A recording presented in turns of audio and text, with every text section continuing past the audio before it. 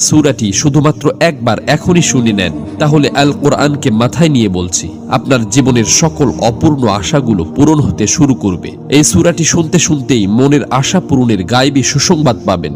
আপনার আশা যত বড় ও কঠিনই হোক না কেন, তা আল্লাহর দরবারে মঞ্জুর হয়ে যাবে ইনশাআল্লাহ। প্রিয় দর্শক, আল কোরআনের এই সূরার পাওয়ার ও কার্যকারিতা এতটাই বেশি যে এই দিকে আপনি সূরাটি শুনবেন আর ওই দিকে আপনার অন্তরের মাকসাদগুলো পূরণ হতে শুরু করবে। দীর্ঘদিন থেকে আটকে থাকা কাজগুলো সঠিকভাবে সম্পন্ন হবে। আপনার আশা পূরণের পথে সকল বাধা ও প্রতিবন্ধকতা দূর হয়ে যাবে ইনশাআল্লাহ।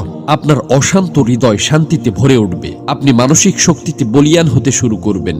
সকল দুশ্চিন্তা ও পেরেশানি খতম হয়ে চতুর্দিক থেকে সুখের বার্তা পেতে থাকবেন।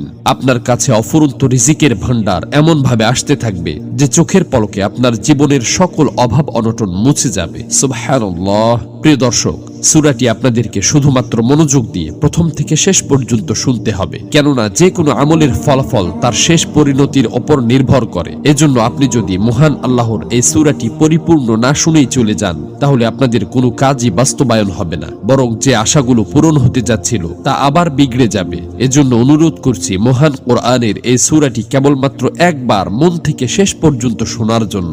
আল্লাহর কাছে দোয়া করছি, হে আল্লাহ, যারা ধৈর্য ধরে আপনার সুমহান ফজিলতপূর্ণ এই সূরাটি শোনার জন্য অধীর আগ্রহে বসে আছে, হে মালিক, আপনি তাদের মনের সকল তামান্না ও চাওয়া পাওয়া গুলো পূরণ করে দিন।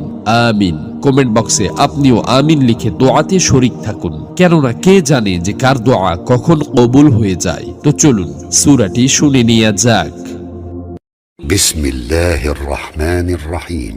أتى أمر الله فلا تستعجلوه سبحانه وتعالى عما يشركون ينزل الملائكة بالروح من أمره على من يشاء من عباده أن